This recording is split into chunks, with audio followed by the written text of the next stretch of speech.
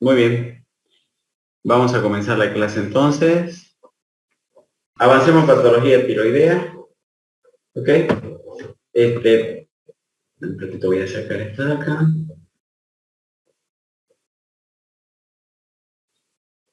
Listo. Cuando hablamos de tiroides estamos hablando de dos pequeños lóbulos que están unidos en el istmo en la región anterior del cuello, ¿ya? La región cervical, ¿ya? Estos miden 4 centímetros de largo, 2 de ancho y 20 a 40 milímetros de espesor, con 2 a 6 milímetros de grosor en el istmo. Esto tiene su importancia sobre todo cuando hay un crecimiento, cuando hay patologías en las cuales hay aumento de un lóbulo o son nódulos múltiples, y entonces yo necesito saber y acostumbrarme a palpar la tiroides para saber exactamente cuánto alrededor de tamaño es lo que tiene y saber comparativamente cuál es el que puede estar más grande en relación al otro. Y la única forma de hacerlo eso es palpando tiroides a todos nuestros familiares inicialmente. ¿Listo? Entonces, no se olviden 4 centímetros de largo, 2 de anchos y 2 a 4 centímetros de espesor. ¿Ya? Bien, ahora, nos interesa conocer en relación a la glándula tiroidea todo lo que es el mecanismo de feedback, porque es de eso lo que vamos a hablar a lo largo de todo este tema. Entonces, primero saber que la glándula tiroides influye en todo el índice metabólico de nuestro organismo, vale decir que controla toda la energía habitualmente en nuestro organismo, y esto se da gracias a la liberación de sus dos hormonas principales, la T4 y la T3, T4 llamada tiroxina, que es la forma activa de la hormona tiroidea, y la triiodotironina. Sabemos que todo parte del eje hipotálamo hipofisiario glandular y liberación de la hormona final. Habíamos dicho de que cuando hay una disminución en las concentraciones de hormonas tiroideas, pues se envía directamente una señal al hipotálamo para que libere factor liberador de hormonas tiroideas en la hipófisis. En la adenohipófisis entonces se va a liberar la hormona estimulante de la tiroides, y esta en la glándula tiroides, de acuerdo a las concentraciones de yodo que se tenga, se van a producir hormonas tiroideas que se van a liberar a la sangre periférica.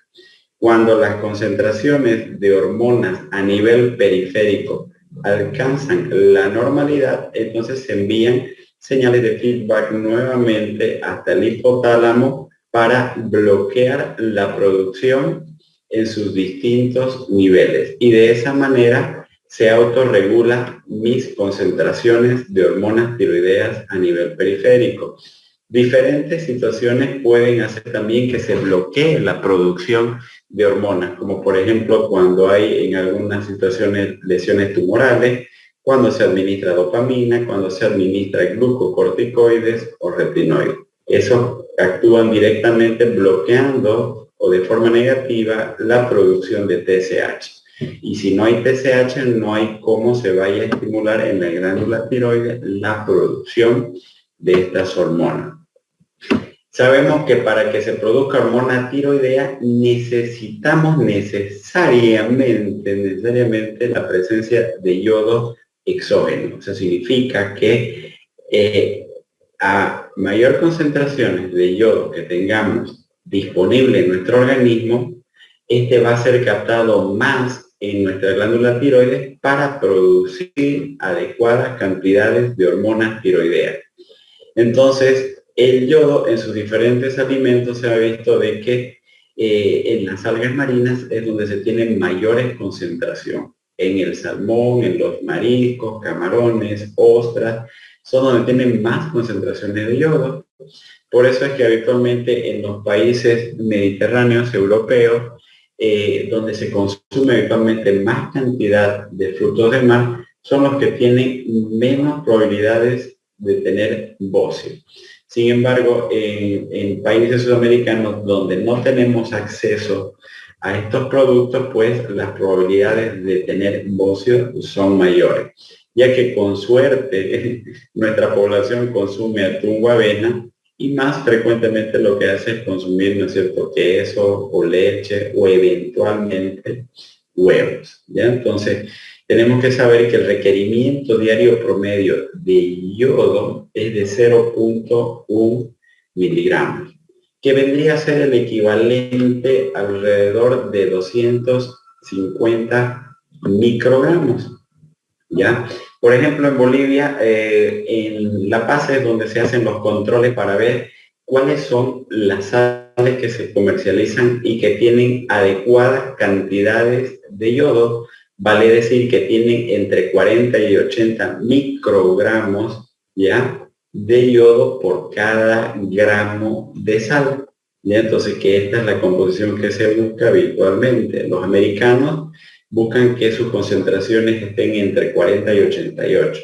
Al menos en Bolivia lo que se exige es que esté entre 40 y 80 microgramos por gramo de sal. Si cumple entonces esta cantidad, entonces se comercializa y está aprobado. Una de las que habitualmente más se utiliza y que cumple los estándares de concentraciones de yodo es la sal lobo. ¿Listo? Sin embargo, acá les paso una lista de las diferentes empresas que cumplen con las concentraciones adecuadas de yodo para que lo tomen en cuenta. Está la Sal Amarito, Delisal, Exal, Hipermaxi, Mundial, Universal, Saliden, Lobos, Blanquita, Encifa, Universo, Perlandina. Son habitualmente estas las que sí tienen adecuadas concentraciones y las que sí se debe consumir. El gran problema que tenemos en nuestro medio es de que por una parte consumimos, por ejemplo, sal que tiene adecuadas concentraciones, por ejemplo, de yodo, pero a la vez consumimos yuca. ¿Cierto? En Oriente se consume bastante yuca. Y lo que hace la yuca es bloquear la ramificación o la captación de yodo en el folículo tiroideo. O sea, vale decir de que de nada me sirve ingerir yodo si con la yuca estoy bloqueando su captación y ramificación de este. Es por eso que se ha visto que en Santa Cruz, por ejemplo, las mayores concentraciones de pacientes con bocio se los vio en Cotoca. El nombre de Cotoca, por eso se lo pusieron a aquellas personas que comenzaron a ver que tenían el cuello bastante pronunciado y le llamaban Coto. Y entonces de ahí le pusieron el nombre de Cotoca, porque eran estas personas las que hacían demasiado sonso, listo, o masacos con yuca, y al poco tiempo comenzaban a aumentar de volumen en su cuello. Ya entonces traten de fijarse siempre en las concentraciones de yodo que tienen la sal que van a consumir. Y si no saben, pues inviertan un poquito más con el afán de cuidar su salud. Y una de las sugerencias habitualmente es que la consuman la sal lobo o la hipermaxi o la universal, que tienen buenas concentraciones. ¿Listo? Ahora, el yodo se convierte rápidamente en yoduro y eso es lo más importante que tienen que saber, ya que en esa forma como yoduro es que se va a absorber y una vez que se absorbe ya va a pasar al espacio extracelular y cuando llega al folículo tiroideo va a ser absorbido bajo la forma de yoduro. ¿Listo? También tienen que saber de que este se absorbe o se convierte rápidamente en yoduro en el estómago y en el yeyuno. En el yeyuno es habitualmente el lugar donde se va a absorber este yodo. En condiciones normales, entonces, la proporción de yodo en la tiroide en relación a la sangre es de cercano a 50:1. Eso quiere decir que tengo yo 50 veces más concentraciones de yodo en mi glándula tiroidea que circulando por el resto de mi organismo. Es por eso que la mayor parte del yodo se encuentra en la glándula tiroidea, 90%. La tercera parte de la pérdida de yoduro del plasma se debe a las concentraciones tiroideas, los otros 2/3 se pierden por la vía renal. Ahora, ¿cómo es que se sintetizan las hormonas tiroideas? y estos lo hacen en 4 pasos. Primero ocurre la captación activa y concentración de yoduro en la célula folicular, luego estos se van a oxidar de yoduro a yodo, ¿listo? Entonces vuelve otra vez a su forma de yodo. Oxidar significa volver a desdoblarse, volver a convertirse en algo previamente, ¿ya? Entonces, de yoduro pasa nuevamente a su estado de yodo y aquí comienza a producirse la síntesis de esta glicoproteína llamada tiroglobulina. En tercer lugar, comienza a haber enlace de las moléculas de yodo con los residuos de tirosina. La tiroglobulina produce aminoácidos como son la tirosina, aproximadamente 148-153 residuos de tirosina son parte de la tiroglobulina. Y cuando yo junto el enlace del yodo más los residuos de tirosina en la tiroglobulina, entonces es ahí donde van a comenzar a formarse uniones de estas yodotirosina, ¿listo? Y se van a formar el monoyodo o el diyodotirosina. Comienzan a unirse moléculas, una molécula con 2 moléculas o 2 moléculas con otras 2 moléculas para formar hormonas que van a salir a la circulación periférica.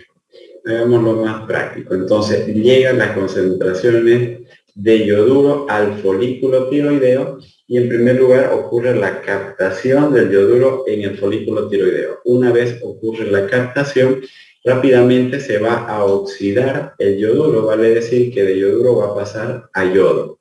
En tercer lugar, entonces se va a formar la síntesis de tiroglobulina y se van a unir las moléculas de yodo con los aminoácidos de tirosina para así formar moléculas de monoyodo o diyodotirosina. Y en cuarto lugar, van a comenzar a enlazarse ya esta molécula. Una molécula de monoyodotirosina con 2 moléculas de diyodotirosina van a dar lugar a la triyodotironina. O 2 moléculas de diyodotirosina van a dar lugar a la hormona tetrayodotirosina, llamada también tiroxina, que es la forma activa. Y de esta forma, ¿no es cierto?, pasa a la circulación sistémica para cumplir su efecto a nivel periférico. ¿Listo? Entonces, esos son todos los casos habitualmente por los que se produce las hormonas tiroideas. Todo a raíz de las concentraciones de yodo, ¿no es cierto?, dentro del folículo tiroideo. Vale decir, de las moléculas de yoduro que se han absorbido, ¿no es cierto?, posteriormente se oxidan y se convierten nuevamente en yodo. Entonces, cuando el transporte de yodo es defectuoso o alguna enfermedad o fármaco altera la oxidación, vale decir, conversión de yoduro a yodo, es donde ocurre el bocio o hipotiroidismo. Ahora, normalmente estamos acostumbrados a pensar que cuando se habla de bocio se debe a un hipotiroidismo. También hay bocio por hipertiroidismo. Entonces, puede ser un bocio que sea hipofuncionante o puede ser un bocio que sea hiperfuncionante. También hay que conocer que hay diferentes agentes antitiroideos como propiltiuracilo, metimazol, carbimazol, que bloquean la oxidación del yoduro a yodo por bloqueo competitivo de las peroxidasas.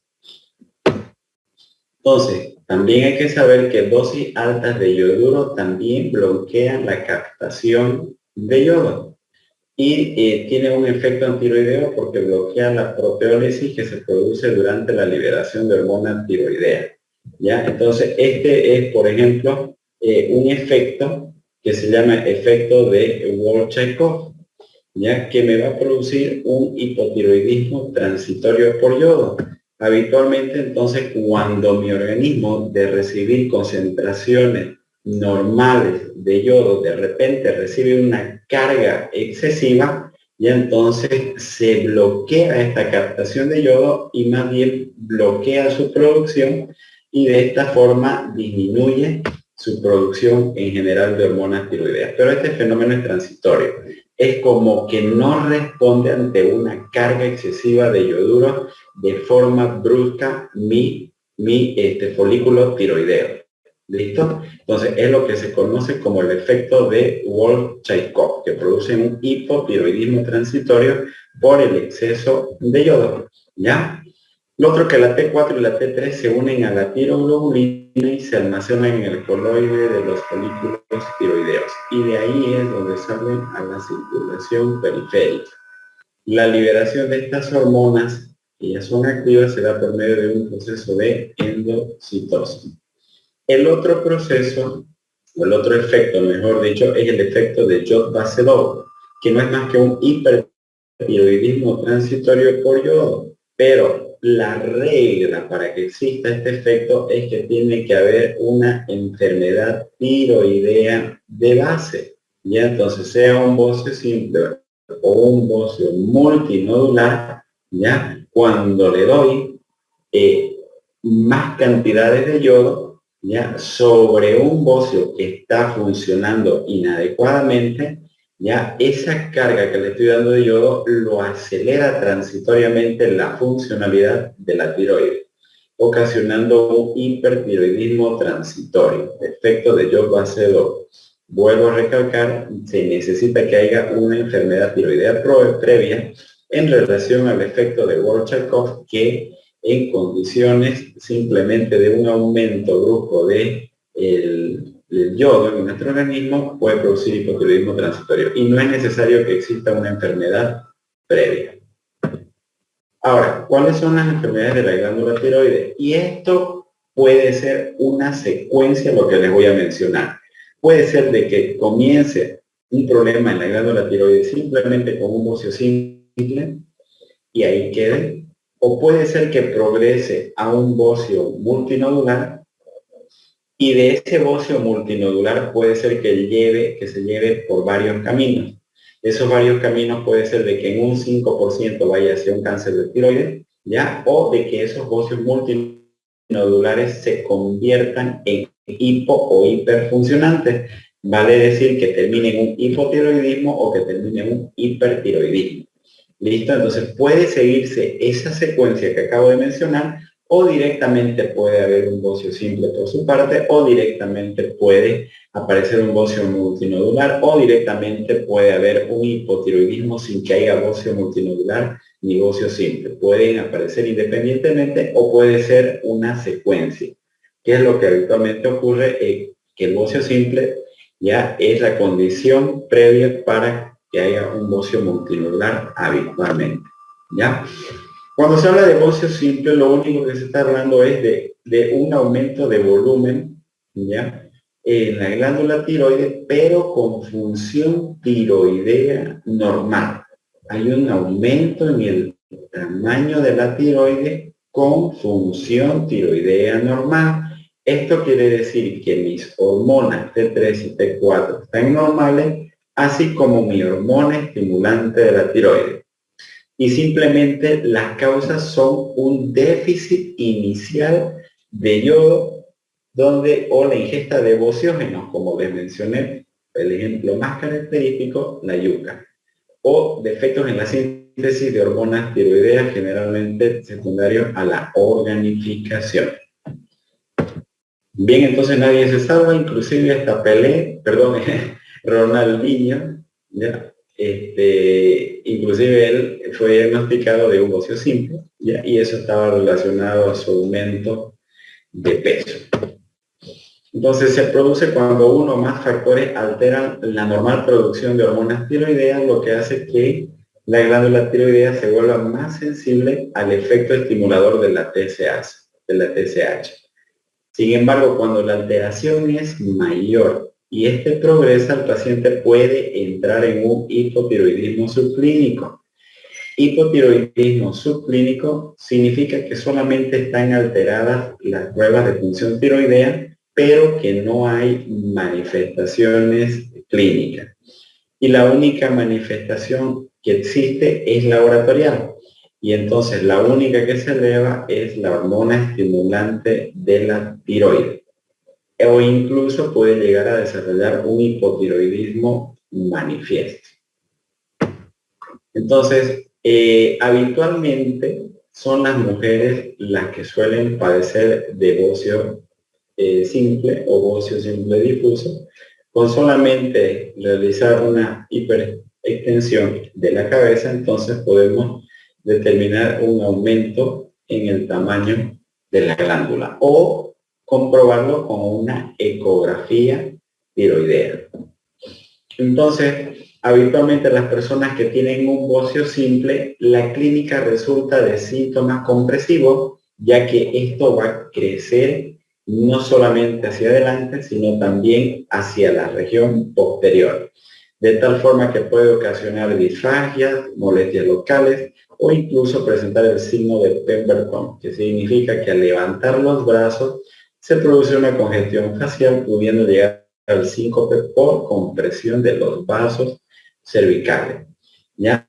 Lo que tienen que saber es que no existe clínica ni de hipo o hiperfunción tiroidea porque los niveles hormonales son siempre normales.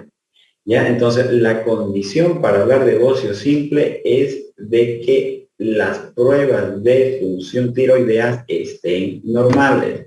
La condición para hablar de bocio simple, vuelvo a repetir, es de que las hormonas tiroideas estén normales. Si no, no se hablaría de un bocio simple. Grábenselo eso, por favor. ¿Ya?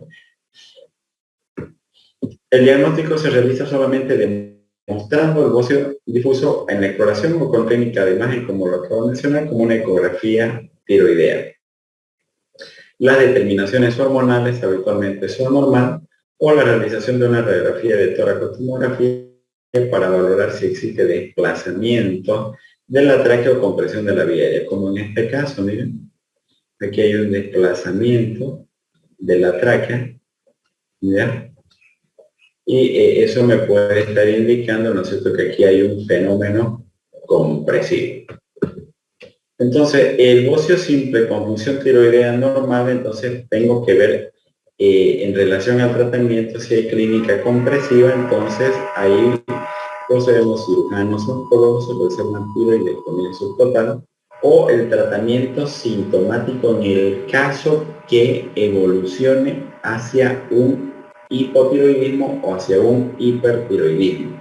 Si evoluciona hacia un hipotiroidismo, entonces se dará levotiroxina. Si evoluciona hacia un hipertiroidismo, se puede administrar radioyodo, yodo radioactivo o, caso contrario, hacer una vigilancia de la evolución cada 6 meses.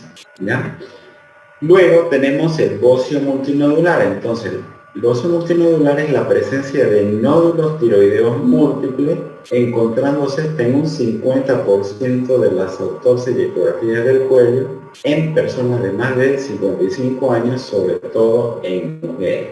Y entonces, este es un cuadro mucho más aparatoso, donde se ha visto que las causas, la más importante es la existencia de un bocio simple, como les mencioné, y que con el tiempo comienzan a aparecer nodulaciones múltiples que pueden abarcar en la autonomía funcional.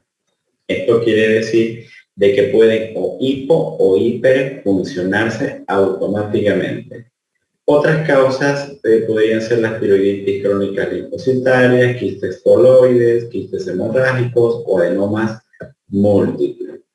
En la investigación diagnóstica, además de solicitar niveles de hormona estimulante tiroides, es conveniente realizar e investigar procesos autoinmunes. Entonces aquí se solicitan anticuerpos antitiroideos. Igualmente las realizaciones de ecografía cervical o radiografías de tórax para valorar fenómenos de compresión traqueal o descartar bocios intratorácicos. Estos forman parte del proceso de evaluación de esos bocios multinodulares. Ahora, la mayoría de estos bocios multinodulares suelen ser benignos y suelen ser entre 1 y 1.5 centímetros. Si hubiese alguno que sobrepasase este tamaño o predomina más visiblemente en relación al resto, entonces de ese sería lo ideal realizar una punción aspirativa con aguja fina, porque podría tratarse de malignidad, a pesar de que esto solo se da en un 5%. ¿Ya? Entonces, Los bocios multinodulares pueden ser malignos en un 5%.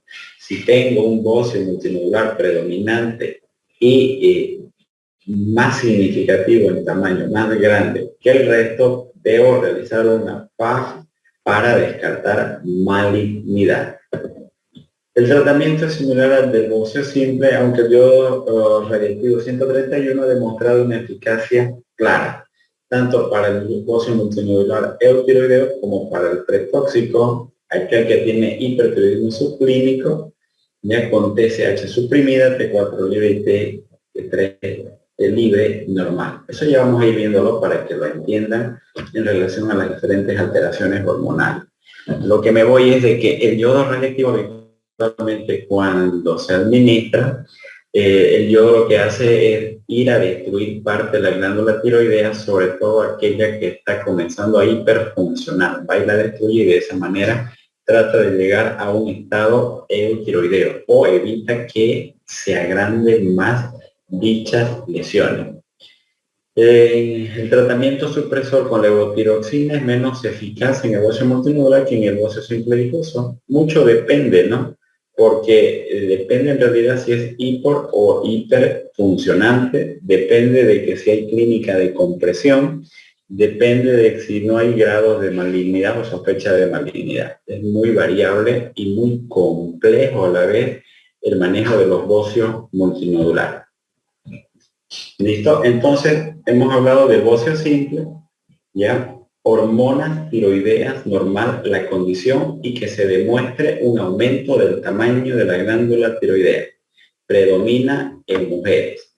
Si esto empeora, con el tiempo ya deja de convertirse en un solo bocio difuso simple, sino que pasa a ser ya a un hipotiroidismo con bocio o puede ser un hipertiroidismo con bocio, cualquiera de las dos alternativas. O simplemente ese bocio simple progresar hacia un bocio multinodular. Y el bocio multinodular de la misma forma, ya en un 5% son malignos, la mayoría benignos, ¿ya? Y estos bocios pueden de forma autónoma comenzar a producir grandes cantidades de hormonas y volverse hiperfuncionantes o no producir y suprimirse y producir pocas cantidades de hormonas y ser estos hipofuncionantes. Lo que significa que puedo tener bocios multinodulares en pacientes con hipotiroidismo, bocios multinodulares con hipertiroidismo. ¿Ya? Entonces, esas variaciones puede haber. Ahora, cuando hablamos aisladamente del hipotiroidismo o el hipertiroidismo, son dos polos opuestos. Porque en el uno, si yo sé que las hormonas tiroideas controlan el metabolismo de mi organismo, prácticamente de toda la funcionalidad de mi organismo, me aportan energía, ATP, la mitocondria, lo que me permiten estar más activo, pues voy a saber que cuando hay menos hormonas estoy menos activo, cuando hay más hormonas estoy más activo. Por lo tanto, el gasto metabólico, ¿no es cierto?, va a ser mayor en uno y menor en otro. ¿Listo? Entonces vamos a comenzar a hablar de ambas situaciones. Lo otro que les adelanto es de que tanto en el hipotiroidismo como en el hipertiroidismo pueden haber las condiciones subclínicas o clínicas. ¿Qué significa? Que puedo tener un hipotiroidismo subclínico. Eso quiere decir de que no hay manifestaciones clínicas o son muy generales pero no específicas y que la única alteración es hormonal, laboratorial. O puede haber también un hipertiroidismo subclínico, lo mismo, alteración solo de las hormonas, pero con poca clínica.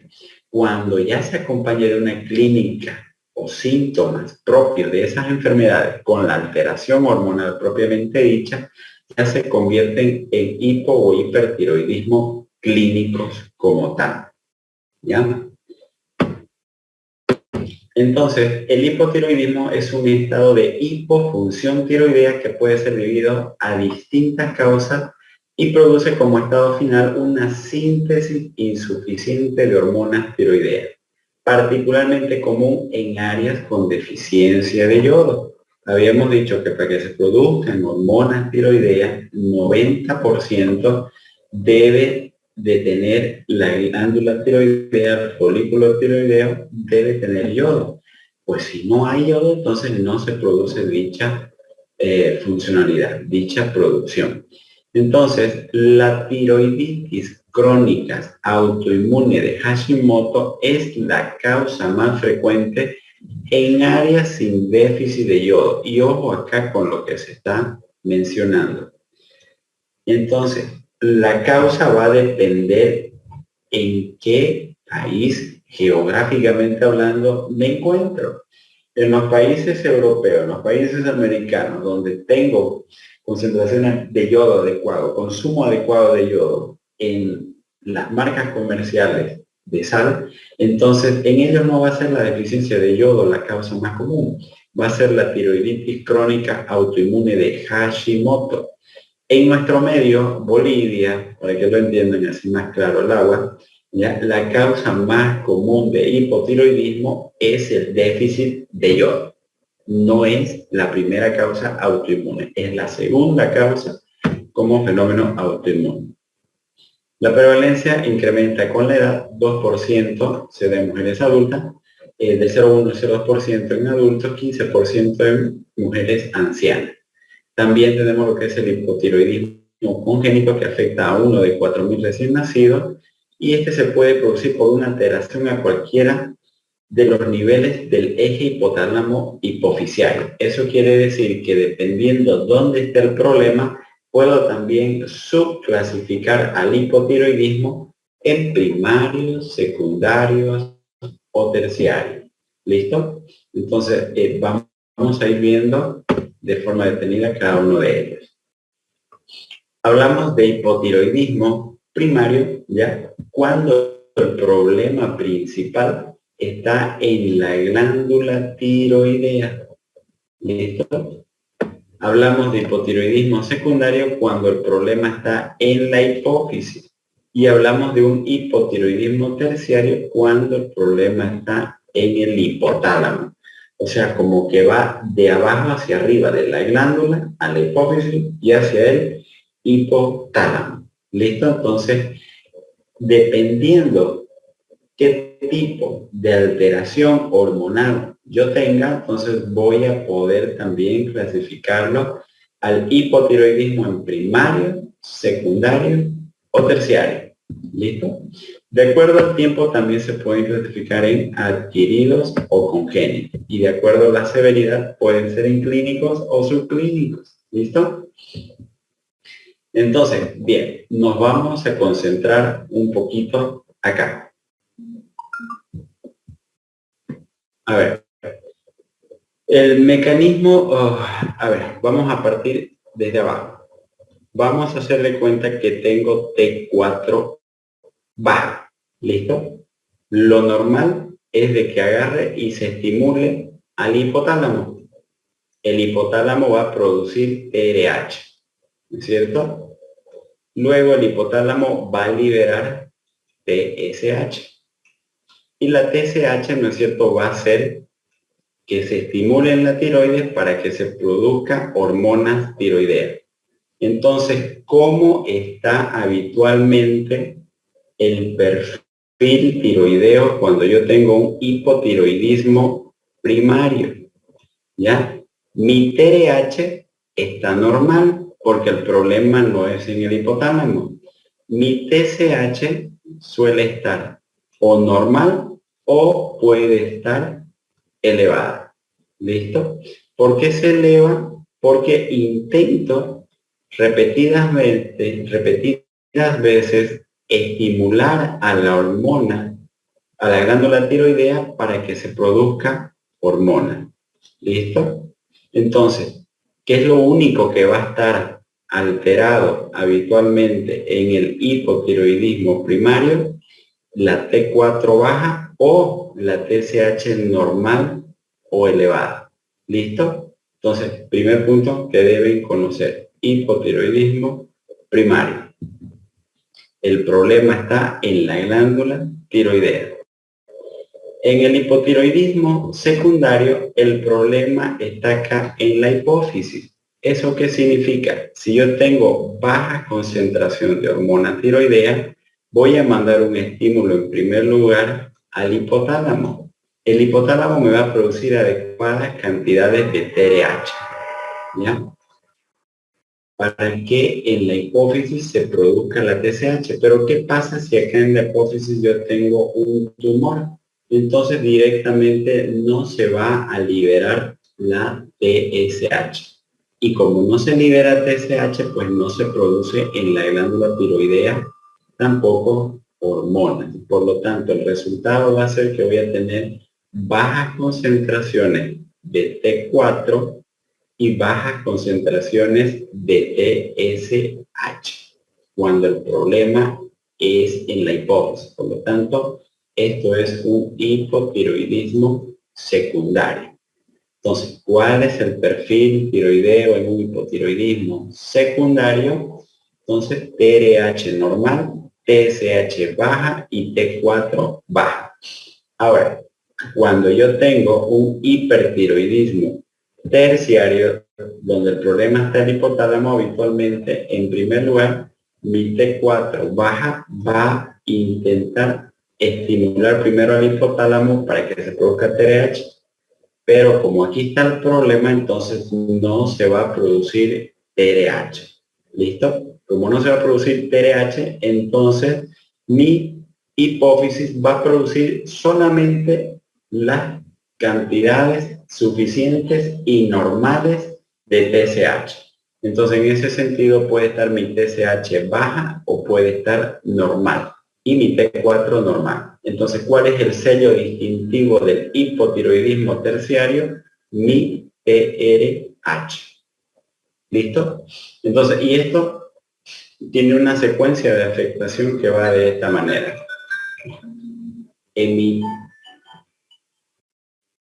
Habitualmente, entonces, en el hipotiroidismo primario, lo único que está alterado ya es mi T4 que está baja, ya en forma general. En el hipotiroidismo secundario, mi TSH es la que está baja, además de mi T4, y en el hipotiroidismo terciario, mi TRH es la que está baja, además de mi T4, que es la hormona.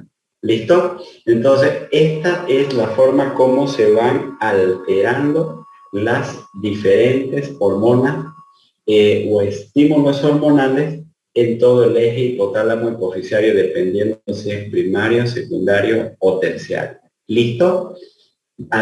Esta parte la han entendido, chicos, se ha comprendido, porque es importantísimo para que lo sepan en esto. Doctor, la parte terciaria del hipotálamo, ¿podría repetir? Por favor, me he perdido cuando había La parte introducción de TRH. Entonces, es fácil esta situación. Hipotiroidismo primario, ¿dónde está el problema? En la glándula. Si es en la glándula, ¿no es cierto? Entonces no va a producir hormonas tiroideas, van a estar bajas. Hipotiroidismo secundario, ¿dónde está el problema? En la hipófisis. ¿Qué se produce en la hipófisis? Hormona estimulante de la tiroides. Por lo tanto, va a estar baja. Y si está baja la hormona estimulante de la tiroides, pues mi T4, T3 también están bajas. En el hipotiroidismo terciario, ¿dónde está el problema? Hipotálamo. ¿Qué se produce en el hipotálamo? TRH. Por lo tanto, no es cierto. Entonces, no se produce TRH, pero mi TSH en la hipófisis está funcionando normal. Aquí está funcionando normal. Y si está funcionando normal, pues entonces va a producir la cantidad solamente suficiente, ya, en cantidades normales, pero no van a ser suficientes para corregir mi déficit periféricos de hormona tiroidea. ¿Por qué? Porque no hay TRH. ¿Listo? Esa es la secuencia habitualmente. Muy bien. Entonces aquí tienen otras causas. Hipotiroidismo central, tumores hipofisiarios, metástasis, hemorragia, necrosis, aneurisma, cirugía, trauma, enfermedades infiltrativas, infecciosas, anormalidades congénitas. Hipotiroidismo primario. ¿Dónde está el problema en el hipotiroidismo primario, chicos? En la glándula tiroides. Las tiroideas, entonces podemos tener aquí una tiroiditis autoinmune crónica. ¿Cuál ¿Cuál problema autoinmune es la que produce habitualmente el hipotiroidismo? Hashimoto, ¿no es cierto? Bien. Entonces, eso, ¿y qué es lo que hace el Hashimoto? Comienza a destruir la glándula tiroidea, y si tiene destrucción, no produces hormonas como tal. Puede haber tiroiditis posparto, subaguda, silente, deficiencia o exceso de yodo, cirugías de tiroides, tratamientos con yodo radiactivo. Aquellos que están en un hipertiroidismo, agarran severos, le dan yodo radiactivo, la ablacionan, la glándula, la destruyen y bueno, se pasa al otro extremo. ¿Ya? O radiaciones externas en caso de pacientes con patología oncológica, los tumores submandibulares que irradian también la tiroides, procesos infiltrativos directamente de la glándula o infecciones como el Mycobacterium o fármacos. Dentro de estos fármacos aquí hay dos que son importantísimos, que son el litio y la miodarona. ¿Ya? En relación a la miodarona, dos cosas importantes, que me puede producir o hipo o hipertiroidismo. Mucho cuidado antes de iniciar la miodarona para ver si ese paciente no tiene una hipo o hiperfuncionalidad, porque puede haber casos en los que aparezca posteriormente con el uso de este medicamento. Muy bien, nuevamente, y el hipotiroidismo terciario, ya el problema directamente está aquí en el hipotálamo, y obviamente son los tumores habitualmente de este segmento los que ocasionan problemas. Otros defectos en la hipófisis, adenomas hipofisiarios o las necrosis hipofisiarias postparto, como el síndrome de Sheehan, ¿listo? O enfermedades infiltrativas. Dependiendo de la extensión del daño, puede ser esto reversible incluso o permanente. ¿Ya? Entonces aquí están hipotálamo terciario, ¿ya? Hipófisis y secundario, y de la glándula como tal primario. Entonces la principal causa de hipotiroidismo, vuelvo a decirlo, tiroiditis autoinmune crónica Hashimoto en áreas sin déficit de yodo. 10.000 veces lo vengo repitiendo y se van a equivocar en la respuesta. No puede ser. Adelantado lo estoy mencionando, pero es la verdad, chicos. Por favor, presten mucha atención a eso que les estoy mencionando, ¿ya? Entonces, ¿con qué se acompaña habitualmente? Con bocio, destrucción mediada por anticuerpos, ¿ya?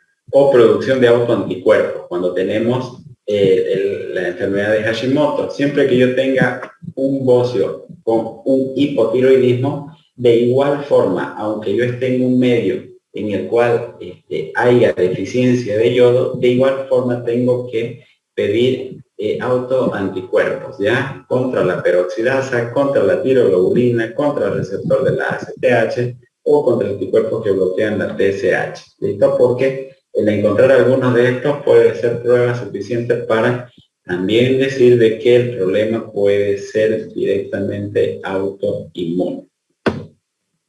Entonces, la enfermedad de Hashimoto entonces puede ir también hacia una hashitoxicosis, ¿ya? Y es que en realidad puede pasar por las tres fases, o sea, primero en un estado hiperfuncionante, luego en un estado hipofuncionante y a donde se quiere llegar a un estado normofuncionante o eutiroideo, ¿ya? Entonces, esa es una de las particularidades de esta enfermedad autoinmune, que va a hiperfuncionar, luego hipofuncionar y luego va a mantenerse en un estado de normalidad, eutiroideo, ¿ya? Es por eso de que habitualmente hay una conversión a hipotiroidismo en 1 al 2% de los casos.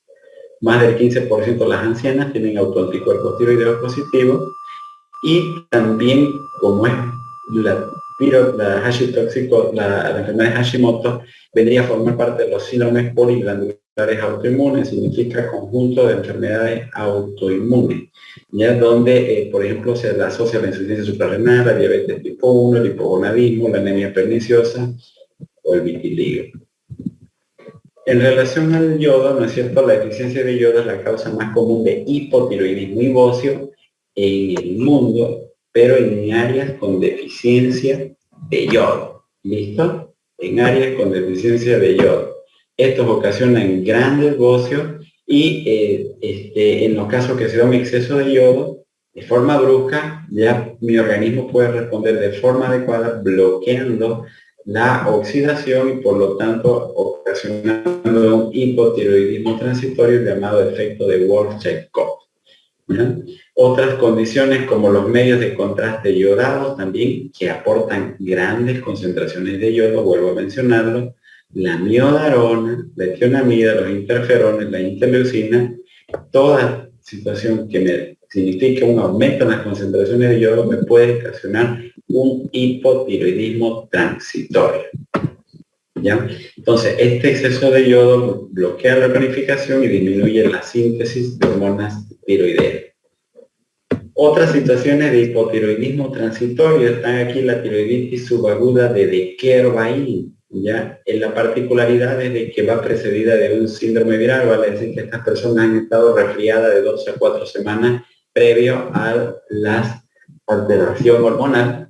Se caracteriza obviamente, como su nombre lo indica, tiroiditis, con un dolor e inflamación en la región anterior del cuello que pasa por 3 fases, ¿ya? Al igual que la hashimotoxicosis, esta fase pasa por una fase inicial de hipertiroidismo, luego de hipotiroidismo y regresa a un estado eutiroideo, ¿ya? Entonces aquí el tratamiento es en base de antiinflamatorios y corticoides. ¿Listo? Como este es un proceso que va a seguir su curso habitualmente, entonces lo que me interesa es desinflamar la glándula rápidamente. Pueden haber tiroiditis silente o tiroiditis postparto en 3 al 16% de las puérperas, sobre todo en mujeres con diabetes tipo 1 o asociados a otras enfermedades autoinmunes o con producción de autoanticuerpos tiroideos. Hay otros tipos de tiroiditis también, como por ejemplo la tiroiditis supurativa, que después de una infección en vías respiratorias altas, ¿ya? Por un tema de contigüidad, van a comprometer la glándula tiroideas, inflamándola, inclusive llegando a producirse abscesos a este nivel y que requieren internación, antiinflamatorios, corticoides, antibióticos y en algunos casos drenaje. La tiroiditis subaguda de Kervain, que estaba precedida de un proceso viral 2 a 4 semanas anteriores, o la de Hashimoto, como la que le mencioné, por la producción de autoanticuerpos. Ahora, cuando hablamos de hipotiroidismo subclínico, ¿ya? En algunos libros también lo llaman como hipotiroidismo moderado, otros compensado, otro latente, otro reserva tiroidea disminuida o prehipotiroidismo. Son varios nombres que les dan, pero el que se sigue manteniendo es como subclínico como tal. ¿Ya? Escuchen bien la definición, por favor. Es la elevación de la concentración solamente de la hormona estimulante de la tiroides, con concentraciones normales de hormona tiroidea libre. Vale decir de que solamente tengo un aumento en la estimulación de la glándula tiroidea. Más nada. ¿Listo? Mis hormonas circulantes están normales. Lo único que se altera es mi TSH, que está aumentada. ¿Aumentada por qué? Porque intenta estimular mayor cantidad de veces a la glándula tiroidea. ¿Listo? No hay síntomas específicos de disfunción tiroidea, por eso también que se lo llama subclínico. ¿Listo? Tiene un riesgo incrementado de desarrollar un hipotiroidismo clínico como tal de 4 a 8% por año. Se ha visto también presencia de autoanticuerpos tiroideos frente a situaciones en las que la TSH está más aumentada.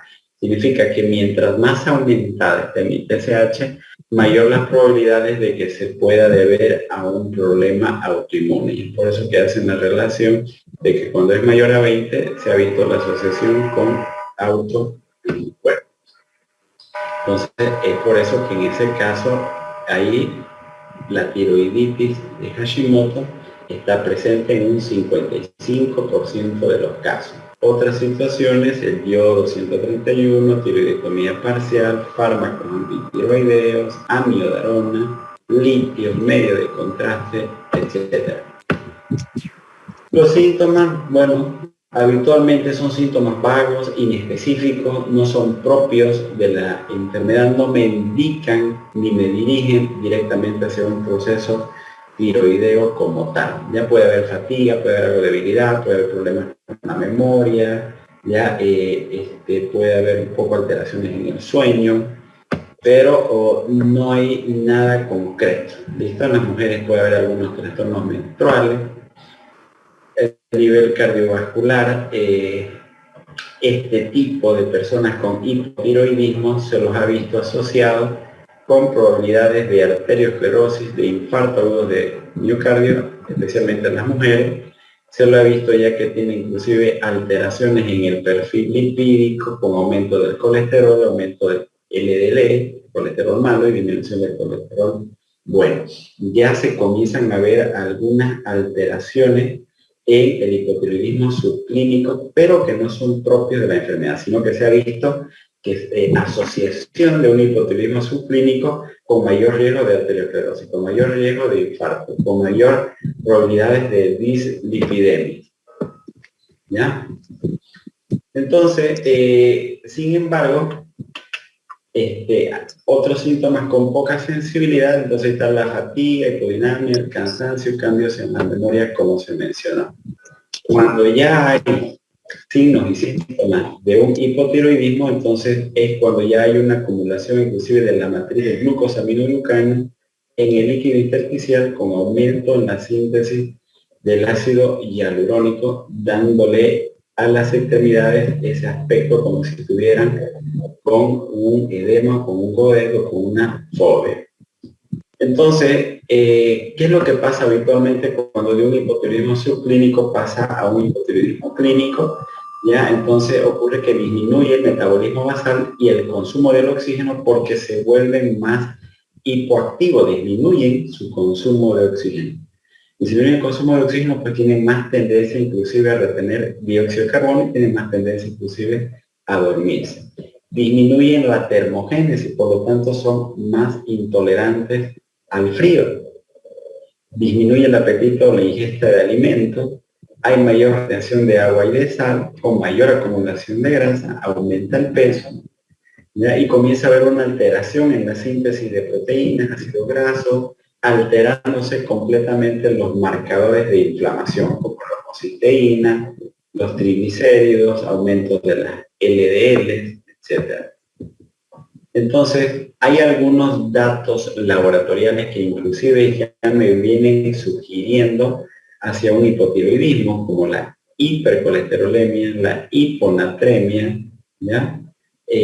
Las anemias, que habitualmente suelen ser macrocíticas, ojo con ese detalle, macrocíticas, o también pueden estar dentro del grupo de las normocíticas normocrómicas con médula ósea normal, como parte de las enfermedades crónicas. A nivel cardiovascular comienza a disminuir la contractilidad miocárdica y la frecuencia cardíaca, por lo tanto el gasto cardíaco disminuye, suelen tener un aumento en la presión diastólica, ¿listo? Y es aquí cuando comienza a ocurrir todas esas alteraciones, comienzan a aparecer las manifestaciones clínicas propias del hipotiroidismo. Por ejemplo, en la piel hay mayor sequedad, hay palidez, puede haber ictericia, hay el famoso edema sin godet, ¿ya? Que el edema pretibial por acumulación de glucosaminoglucanos. El cabello se torna más áspero y frágil, hay uñas quebradizas, disminuye la transpiración. A nivel del sistema nervioso central está en más somnolencia, hay alteraciones en la memoria por disminución del flujo sanguíneo, hay un retraso en la fase de la relajación de los reflejos tendinosos, por lo tanto los predispone más al síndrome del túnel del carpo. A nivel respiratorio, como les mencioné, hay disminución en el consumo basal de oxígeno, por lo tanto tienden a retener mayor dióxido de carbono, lo que se traduce en una hipercapnia, y esta hipercapnia se traduce en mayor tendencia a dormirse. Y al dormirse, estos pacientes están haciendo lo que se llama apnea del sueño. Por lo tanto, son personas hipoxémicas e hipercápnicas a la vez. A nivel gastrointestinal tiene mayor tendencia a estar constipado.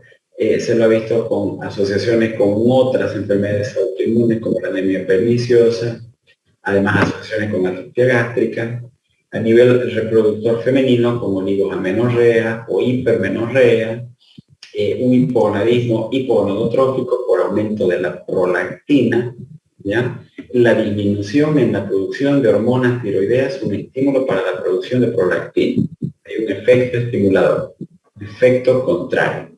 Disminuye la fertilidad, aumenta el riesgo de aborto, ¿ya? Y disminuye los niveles de testosterona en el caso de que sean hombres. Por lo tanto, si no hay testosterona, no hay caracteres secundarios desarrollados en el hombre. En el embarazo se presenta en 1-2% las embarazadas, como subclínico 2.5%, es la misma etiología, ya con aumento del metabolismo materno, hay una alteración en el desarrollo fetal, hay un trastorno tiroideo de base que somos susceptibles a desarrollar hipotiroidismo y se lo ha visto asociado a mayor probabilidades de aborto, parto pretérmino o hemorragias postparto. Entonces, la mujer embarazada que tiene bajo consumo de yodo, que desarrolla un hipotiroidismo subclínico o clínico como tal, antes o durante el embarazo, tiene más probabilidades de que tenga también su producto un hipotiroidismo neonatal. Y estos se van a manifestar habitualmente con ictericia persistente, llanto ronco, estreñimiento, somnolencia, problemas en la alimentación, ausencia de reflejo de succión, con mixedema en los casos graves, con rasgos toscos, caso vello, edema perioritario, macroglosia, frialdad de la piel. Y cuando hay una alteración mental como tal, entonces, ¿qué es esto lo que lo caracteriza? Cuando hay un retraso mental, hablamos de un cretinismo. Obviamente también se acompaña de sordera, talla baja, igual rasgos toscos, lengua prominente, nariz chata, escasez de vello, piel seca, puede haber hernia umbilical, pero el común para denominar cretinismo es el retraso mental. ¿Listo? Entonces, la característica cuando tenemos un hipotiroidismo clínico como tal, el común denominador es que la TSH esté aumentada, ¿ya? Y que las hormonas circulantes estén disminuidas. Cuando las hormonas circulantes están normales, pero la TSH aumentada, estamos hablando de un subclínico. Cuando ya hay clínica manifiesta es porque hay bajas concentraciones de hormonas tiroideas periféricas, ¿ya? Entonces, eso quiero que entiendan.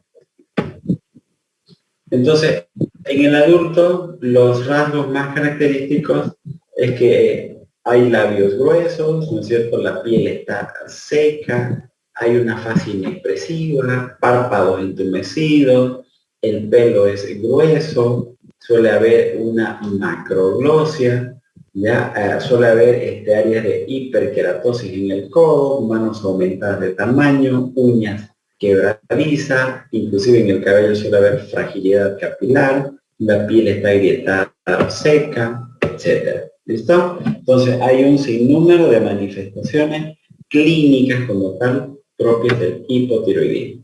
Entonces el diagnóstico es una suma de lo clínico con laboratorial. Causas que afectan los niveles de T3 y T4, habitualmente estrógeno, síndrome nefrótico u otras condiciones de hipoproteinemia. Para eso ustedes tienen que saber de que las hormonas de todo nuestro organismo habitualmente están unidas a proteínas en una mayor cantidad y hay otro porcentaje cercanos al 30-40% en las que están libres. Las que están unidas a proteínas obviamente va a depender de la concentración de proteínas en mi organismo. Por lo tanto, me puede dar un falso resultado ya que depende de las concentraciones de proteínas. De ahí la razón de siempre de que yo vaya a pedir hormona tiroidea, tiene que ser la fracción libre. Es por eso que ustedes van a ver T4L, T3L, eso significa, ¿no es cierto? Significa T4 libre o T 3 libre. ¿Listo?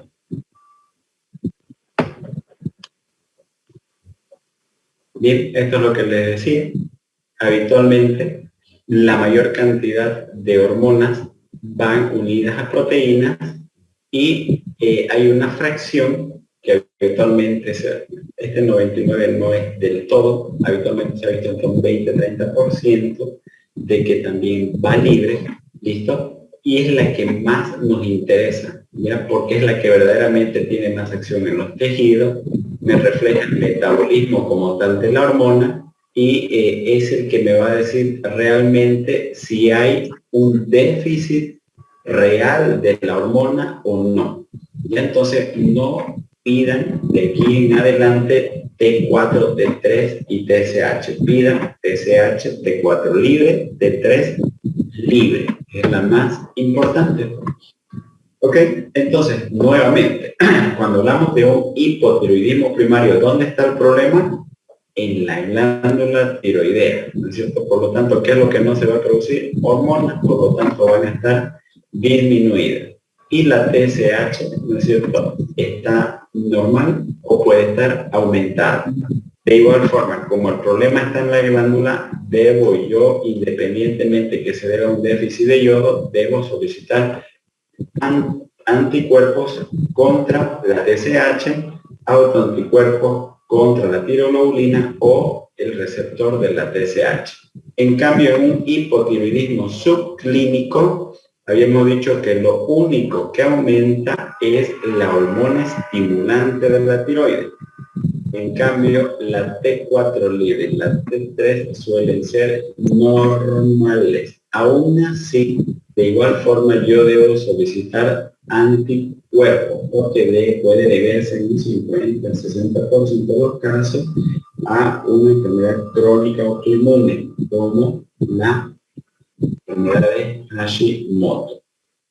Cuando tenemos un hipotiroidismo central, ya que el problema puede ser en hipófisis, un hipotálamo va a ser variable, ¿no es cierto?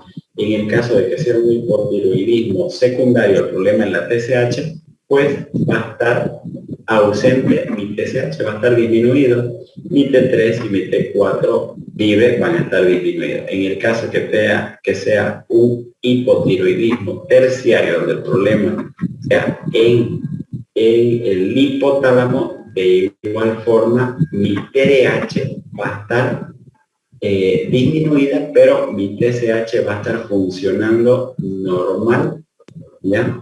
O ligeramente aumentada. A todo esto, cuando tenemos un hipotiroidismo central, se tienen que hacer pruebas de función hipotálamo hipofisiaria, ¿no? Si pienso que se debe ver un tumor, pues debo ver a través de imágenes y a través de dosificación de otras hormonas si hay relación o no. Por ejemplo, si yo tengo un tumor en silla turca, tengo que ver si solamente es un tumor que me está afectando la producción de TSH o también me está afectando la producción de hormona de crecimiento, folículo estimulante, la adrenocorticotropina, etc. Entonces debo hacer una medición hormonal en primer lugar y en segundo lugar debo constatarlo a través de estudio de imagen, donde se ha visto que la imagen por resonancia es el estudio ideal para poder ver si hay lesiones tumorales tanto en hipotálamo como en hipófisis. El tratamiento, bueno, es sustitutivo con tiroxina sintética llamado levotiroxina, ¿ya? Ustedes saben que la tiroxina es la hormona activa tiroidea, ¿ya? El tratamiento habitualmente es de por vida, excepto en la tiroiditis subaguda o fármaco inducida, en aquellas situaciones en las que la condición simplemente es temporal, ¿ya? El objetivo del tratamiento habitualmente es restablecerlo o llevarlo al paciente a un estado eutiroideo. Eso significa que mi TSH, que estaba más de 10, 15, 20, 25, llevarlo a un estado normal, menos de 10 habitualmente. Eso se habla de un estado eutiroideo. En segundo lugar, mejorar los síntomas y en tercer lugar, disminuir el tamaño del bozo. Siempre hay que tomar en cuenta la edad, la presencia de enfermedades arterial coronario, otras arritmias, para ver el tema de las dosis que se vayan a utilizar. No vamos a hacer mucho hincapié en ese detalle, pero lo que sí además deben conocer es de que en relación al tratamiento se hace solamente con mediciones de la TSH. Significa que si yo les digo, tengo un paciente de escasos recursos con alta sospecha de hipotiroidismo, ¿ya? ¿Cuál es la prueba específica que usted solicitaría para confirmar o descartar un hipotiroidismo? Entonces, la principal prueba es la TSH. ¿Listo? Esa es la que se hace para el diagnóstico, además que para el seguimiento. Cuando ya yo inicio el tratamiento con levotiroxina, ya esto no puedo alterar la dosis del tratamiento si no es después de 4 a 6 semanas del inicio de la medicación, ¿ya? Entonces, ese es otro detalle que hay que tomarlo en cuenta. Hay que tomarlo en cuenta ya que recién después de ese tiempo yo puedo hacer los controles, ¿ya? Entonces, los objetivos habitualmente es llevarlo de 0,4 a 4. Algunos autores hablan inclusive de que hasta 10 podría ser, pero ya más de 10 ya debo utilizar la levotiroxina. Entre 4 y 10 es lo que hay mucha discusión. Más de 10 es donde necesariamente ya se utiliza la levotiroxina. Terapias combinadas con T3 y T4, pacientes sintomáticos, sustituidos por niveles glicéricos de TSH.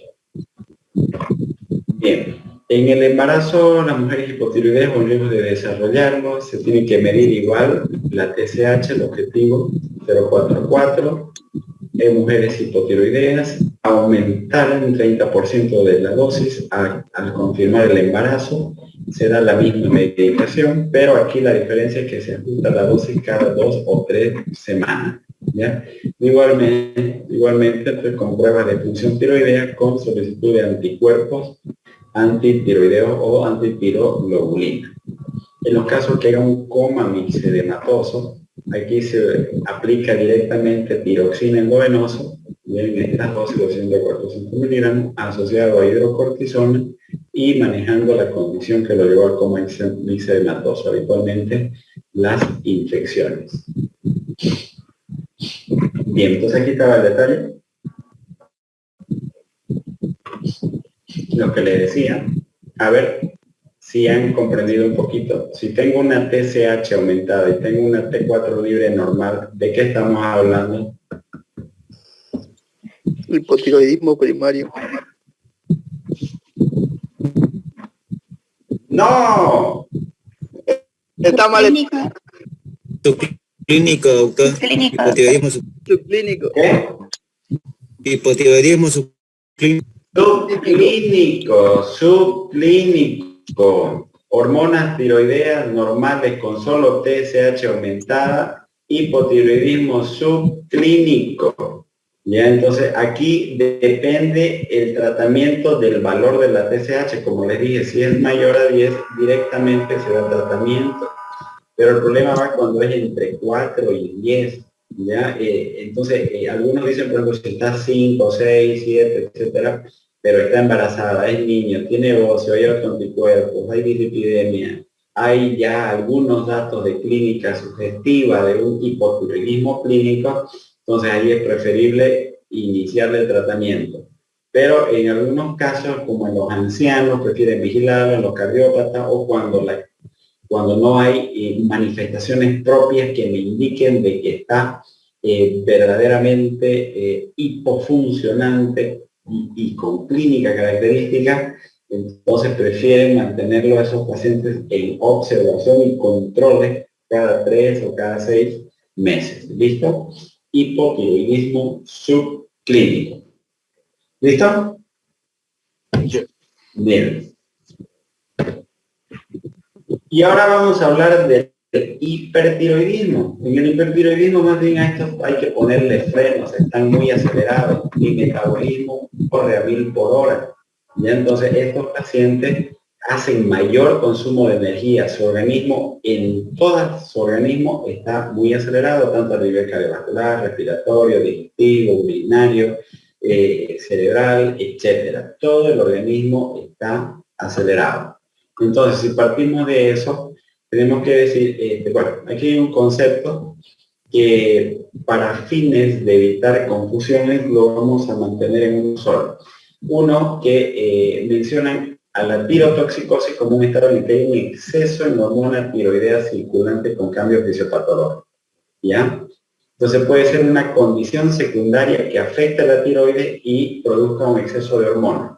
O puede ser un hipertiroidismo como tal, en la cual una patología de la tiroides produce un exceso de funcionalidad con producción hormonal elevada. Por ejemplo, aquí a términos sencillos, aquí podría ser el uso de la amiodarona, que es una condición secundaria, ¿ya?, que me va a producir en la glándula tiroides un aumento en su producción de hormonas. Pero cuando es una patología tiroidea como tal, ya entonces se hablan de hipotiroidismo. Pero para fines de llevar a cabo algo más práctico, ya es preferible nomás que lo manejemos como un hipertiroidismo. ¿Listo?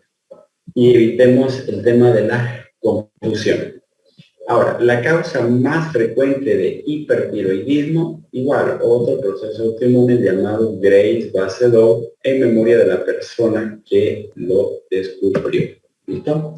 Entonces, la causa de hipertiroidismo pueden ser las mismas enfermedades de la tiroides que van a hacer que de forma automática se hiperestimule la glándula y se produzca excesivas cantidades de hormonas, como la enfermedad de Graves, el bocio tóxico multineural que les comenté, adenomas tóxicos, el hipertiroidismo yodo inducido, que yodo hace dos, pero este es transitorio, y para que haya esto debe haber enfermedad tiroidea previa, adenomas hipofisiarios, resistencia hipofisiaria, tumor trofoblástico, administración exógena de hormonas, o tiroiditis subaguda silente por fármaco, etc.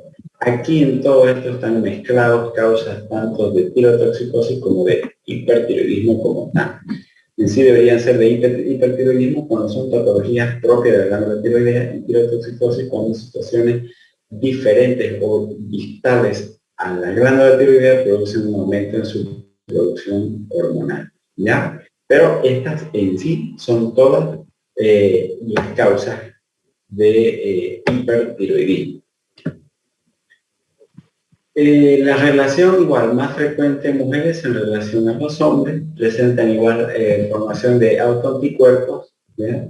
Se ha visto una predisposición familiar en las personas que tienen el complejo mayor de histocompatibilidad, el BD3 y el B8, y hay una triada características de la enfermedad de Graves-Basedow, que es la presencia de un bocio difuso en donde hay un soplo, y mire, si se recuerda, hablamos de este bocio difuso, ¿no es cierto?, al inicio. Y les mencioné que ese bocio difuso, ¿no es cierto?, puede más adelante ya convertirse en una hipo o hiperfuncionalidad, ¿cierto? Entonces, la asociación de un bocio difuso y además con soplo, asociado a una oftalmopatía infiltrativa, con un compromiso cutáneo con mixedema dérmico localizado pretibial, hacen la famosa triada de la enfermedad de Graves-Basedow. ¿Listo? Cuando hablamos de una oftalmopatía infiltrativa, estamos hablando de que hay una proptosis o oftalmoplegia con compromiso neurológico, ¿listo?, de pares craneales, con irritación conjuntival y dos signos que son importantes que lo conozcan: el signo de Moebius y el signo de von Grafit. ¿Listo? Perdón. El signo de Moebius y el signo de von Grafit. ¿Cuál es el signo de Moebius? ¿Quién sabe?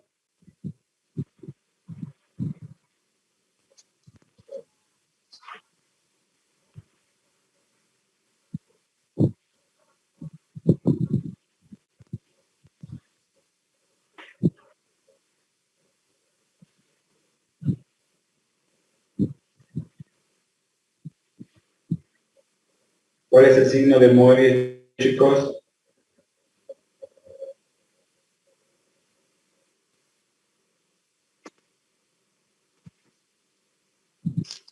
Doctor, ¿no es la desviación de los ojos hacia adentro?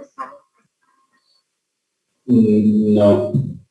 El signo de Moebius, más bien como ustedes lo ven, aquí hay una alteración en la convergencia del ojo.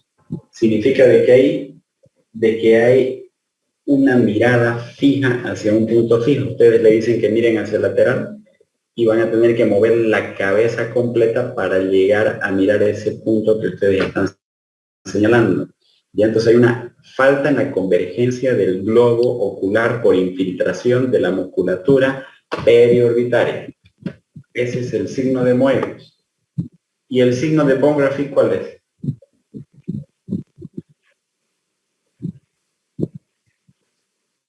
Es la retracción del párpado superior.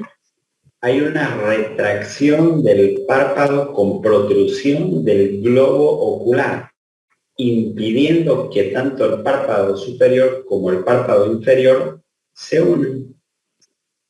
¿Listo? Entonces, en la piel mixedema délmico localizado pretibial, con pérdida del cabello, puede haber también acropaquia o edema suave de manos y pies. Bien, entonces miren, habitualmente cuando se habla de la oftalmopatía es aquí donde se ocurre todo el proceso inflamatorio infiltrativo retroocular con daño en pares craneales e incluso retroocular, haciendo que se protruya todo el globo ocular, ocasionando exoftalmos pronunciados. Y todo a raíz de infiltrados inflamatorios de las células T con fibroblastos, citocina y finalmente glucosaminoglucano. Y es por eso que toda esa acumulación que existe no es más que de glucosaminoglucano. Hay una es evidente clínicamente en el 50% de los casos, y de estos 3 al 5% son graves, con dolor intenso, visión doble o pérdida de la visión. En estos casos, el tratamiento está en base a glucocorticoides o una cirugía descompresiva. El 10% de los pacientes con oftalmopatía de Graves-Lassedot son eutiroideos y hay una evidencia de una enfermedad autoinmune con anticuerpos contra la tiroglobulina y contra el receptor de la TSH positivos. ¿Ya? Entonces todo parte de un fenómeno autoinmune, mediados inclusive genéticamente. Los linfocitos T supresores van a agarrar y van a multiplicar a los linfocitos T helper. Estos van a hacer que se produzcan anticuerpos. Estos anticuerpos van a hacer que se produzca un proceso inflamatorio con mayor producción de glucosaminoglucano, y estos son los que van a ir a acumularse en la región retroorbitaria.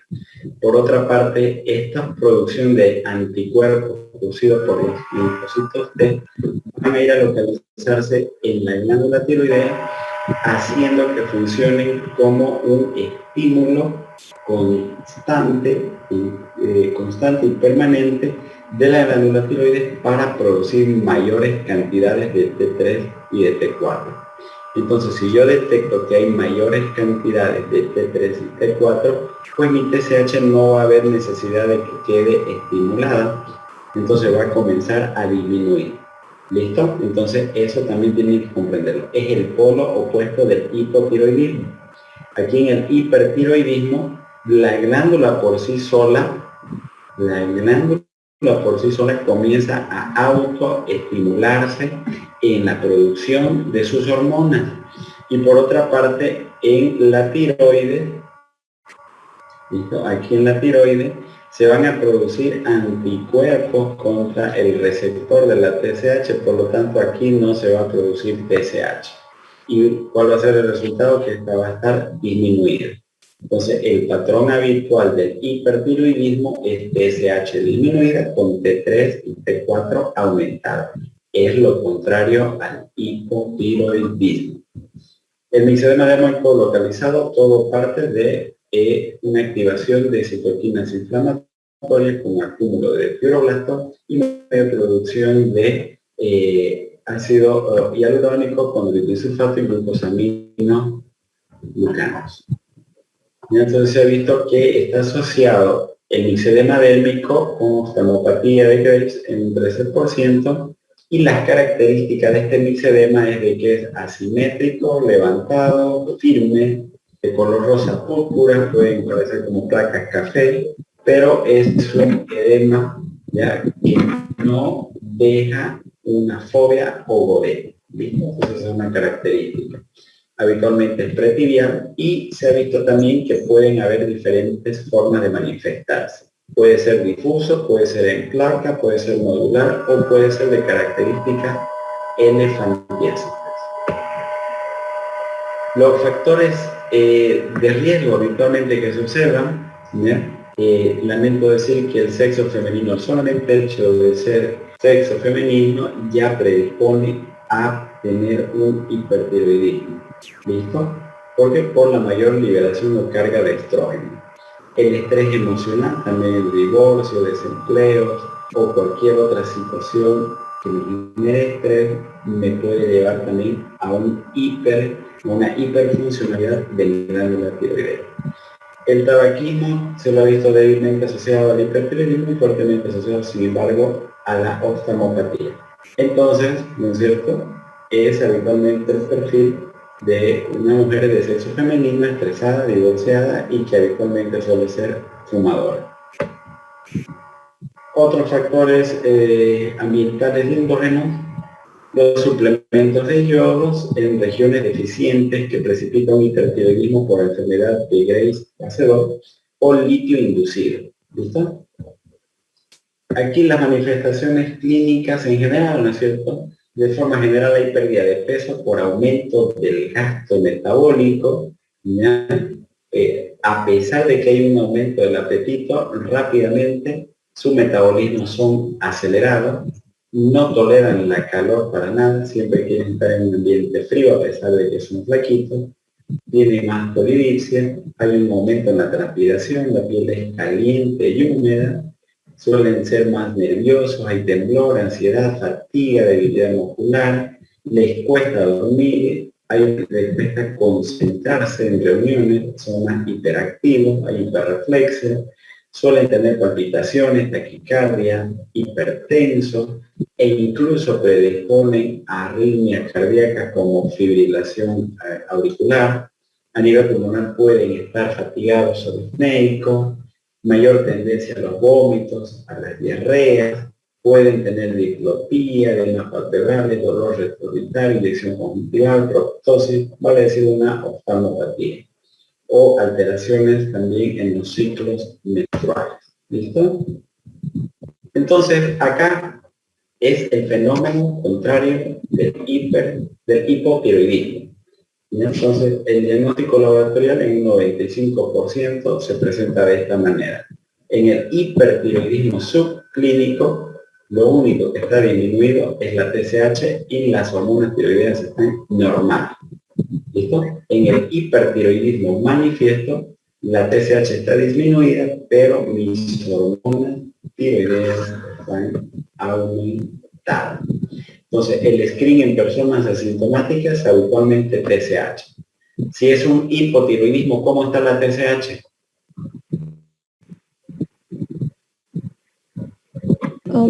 Aumentada. Aumentada. Si es un hipertiroidismo, ¿cómo está la TSH?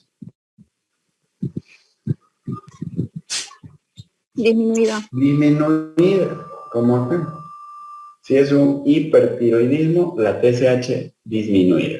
Si es un hipotiroidismo, la TSH aumentada. Ahora, ¿qué tiene más sensibilidad y especificidad cuando hablamos de un hipertiroidismo? La T4 y la T3, pero que sea libre. Y si yo tengo un aumento en la T4 libre, ¿ya? Con eso inclusive me puede ser suficiente para decir que estoy con un hipertiroidismo.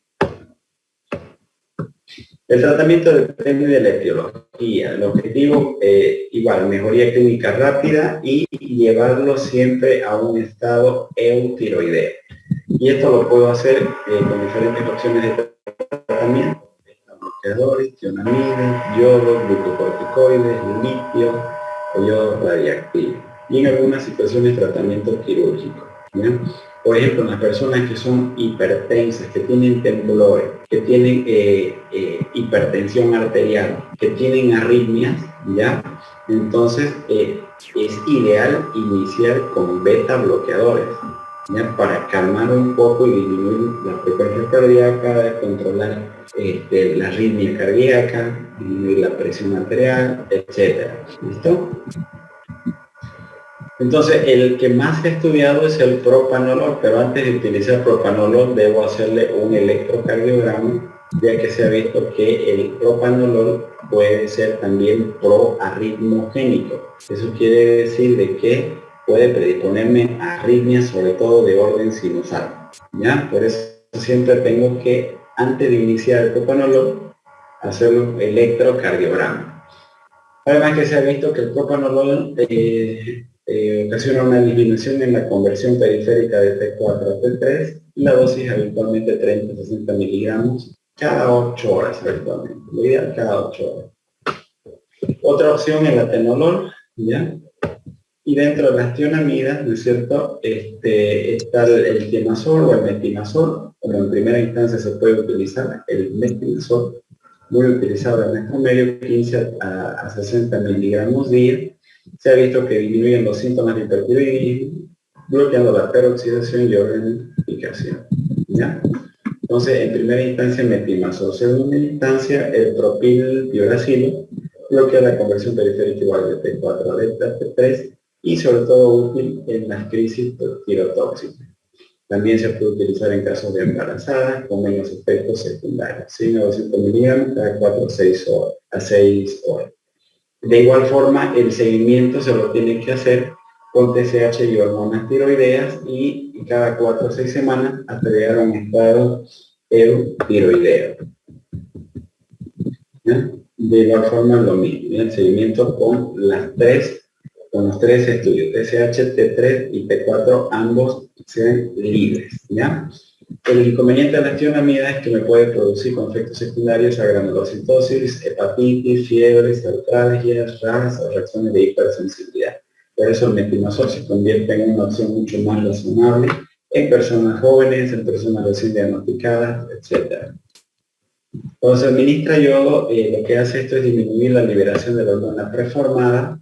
Se utiliza en casos de hipertiroidismo severo o como preparación quirúrgica para disminuir la vasculatura glandular. Esto siempre se tiene que hacer, ¿ya? Siempre antes de que el paciente sea sometido a un tratamiento quirúrgico por un hipertiroidismo, como por ejemplo un bocio multinodular tóxico, ya siempre se le tiene que pasar a hacer una preparación con yodo, ¿ya? Para preparación con yodo, tenerlo en un estado eutiroideo para recién someterlo a la cirugía, ya que se ha visto que entrar en un estado hipertiroideo, ¿ya? O no controlado, me significa una situación de estrés en la que puedo hacer más bien crisis tirotóxica por liberación excesiva de hormonas frente a la situación de estrés. ¿Okay? Entonces, el que se utiliza son las soluciones saturadas de yoduro potásico. Y el otro tratamiento, los glucocorticoides se utilizan en casos de crisis tirotóxica y el litio bloquea la liberación hormonal como tal, pero lo que les quería decir, el famoso yodo radiactivo, ya que es efectivo en un 90% de los casos, funciona como una ablación, vale decir que va y destruye aquellas células de la tiroide que están hiperfuncionando, para tratar igual de llevarlo a un estado eutiroideo. ¿Ya? Va y destruye, va y se pega, va y capta ese yodo radiactivo a aquellas células que están hiperfuncionando. ¿Ya?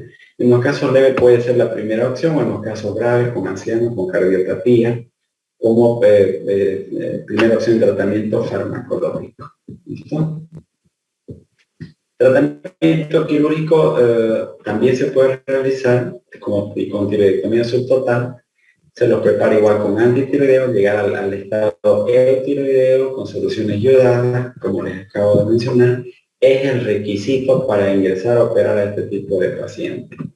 Los efectos secundarios de una tiroidectomía subtotal es que puede ocurrir una lesión del nervio recurrente laringio, lesionar las paratiroides, llevarlo a un hipoparatiroidismo con hipocalcemia, y aquí ahí entra en otro mundo el paciente más complejo, han habido muchos casos así, o hipotiroidismo postquirúrgico, vale decir, lo llevan al otro extremo de la hipofuncionalidad tiroidea. Entonces, la tiroidectomía subtotal en caso de óseos compresivos, niños, adolescentes, o cuando se requiere una resolución rápida del cuadro, o mujeres en edad fértil que desean descendencia en los próximos meses. Acá un cuadro comparativo en relación a las causas y el tratamiento. Si yo tengo una tiroiditis aguda de origen bacteriana, con toda una clínica de inflamación e infección, con fiebre, leucocitosis de vía izquierda, bueno, acá como les mencioné, antibióticos o drenaje quirúrgico, en caso que sea subagudo de Kerr-Rain viral, se da antiinflamatorios corticoides, listo, y si está en un estado de hiperfuncionalidad, se agregan beta bloqueantes. En las tiroiditis linfocitarias transitorias, beta bloqueantes y levotiroxina. Cuando es por Hashimoto, ya, entonces aquí hay que ver si es una hashitoxicosis o si ya está en un estado hipotiroideo. Si fuese el caso de hipotiroideo, 2 a 5% de los casos, se administra levotiroxina. En caso de que haya una tiroiditis fibrosante, también llamada de Rieder, donde la causa es desconocida, bueno, acá el tratamiento está en función a la clínica de compresión de otras estructuras posteriores, ¿ya? A la tiroides que hagan, ¿no? Pero que no tengan signos, chicos. ¿Alguna pregunta, jóvenes? Doctor, yo tengo una preguntita. Algunos internos he visto así. Después de sus turnos, todos asustados, en vez de que estén con sueño, más bien algunos están exaltados, despeinados, con exhaustados, ¿no? Y no es mentira, es verdad. Los escucho, jóvenes. Doctor, yo le quería preguntar lo siguiente. En la definición, doctor, de hipotiroidismo, dice hipofunción de la glándula tiroide, o sea, disminución de las hormonas tiroideas por ende. No comprendo, doctor, por qué se le atribuye el nombre de hipotiroidismo subclínico, siendo que no cumple con la disminución de hormonas tiroideas. A ver. En el hipotiroidismo subclínico, vuelvo a decir, tiene otras denominaciones que les han puesto en diferentes textos o libros, pero decidieron más dejar los endocrinólogos con el término de subclínico por dos motivos. Uno, porque la clínica del paciente es bastante solapada, vale decir, no es del todo manifiesta.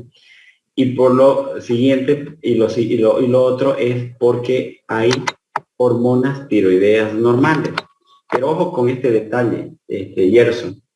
Si están las hormonas tiroideas normales, entonces, ¿por qué se eleva la TSH? ¿No es cierto? Esa vendría a ser la pregunta. ¿Por qué se eleva la TSH si las hormonas tiroideas están normales? Porque esos niveles de hormonas tiroideas que se detectan rápidamente son llevados a la normalidad y no dan tiempo para que sea un déficit hormonal periférico persistente en el tiempo que influya en todo mi organismo. Es rápida la respuesta. Por eso tu sistema endocrino funciona súper rápido. ¿Ya? Entonces, esa es la situación.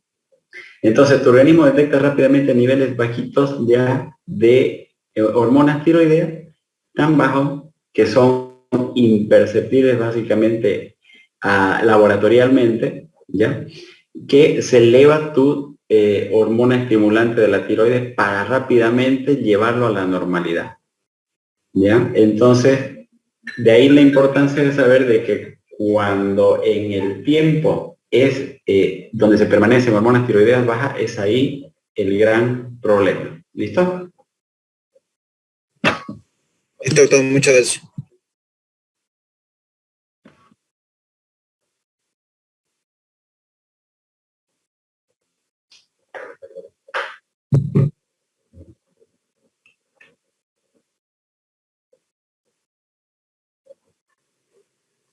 Buenas noches, doctor. Quisiera preguntar una cosita. Digamos una paciente que supuestamente tuvo una tiroidectomía cuando era joven y ahora, digamos, a los 75 años de edad, le aparece bocio. ¿Eso es posible o no fue una recesión total? Yo creo que ha sido parcial y habría que ver qué salió, el anátomo patológico. El problema, digamos, doctor, la paciente tiene seguro, pero cuando hace sus controles, ni siquiera le mencionan el bocio, digamos. No Es mejor, entendí tu pregunta bien. ¿Me la repites, por favor? claro. Por ejemplo, la pacientita es mi tía, digamos, ¿no? Y yo le comenté a ella, como ella tiene seguro, ¿por qué no le ha comentado eso a su médico? Y dice que no le toma mucha importancia. Entonces ni siquiera se lo ha tocado y no le ha pedido laboratorios sobre el bocio que ella tiene. Ella es diabética, digamos. Entonces Ya. no sé si tendrá O sea, problemas. la han operado hace cierto tiempo de la tiroides, ahora tiene nuevamente su bocio, ya, y no le han pedido pruebas. Sí, No exacto. toma medicación. Exacto. Ya, entonces ahí te estás dando cuenta, ¿no es cierto?, de que no se la está manejando integralmente a ella, que deberían, en cualquier persona que tenga un bocio, ¿no es cierto?, yo tengo que determinar más todavía considerando el antecedente, considerando el antecedente, tengo que solicitar necesariamente hormonas tiroideas. Necesariamente. ¿Por qué?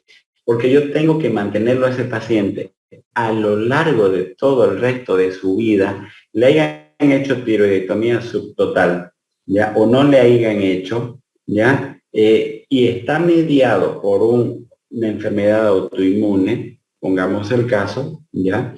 Tiene que recibir la medicación de por vida y tengo que mantenerlo todo el tiempo en un estado eutiroideo. Eso es de por vida. No puede dejarse de consumir la medicación. Se hacen modificaciones en las dosis de los medicamentos, pero no puedes dejar de consumirlo. Ya, doctor. Muchas gracias. Listo.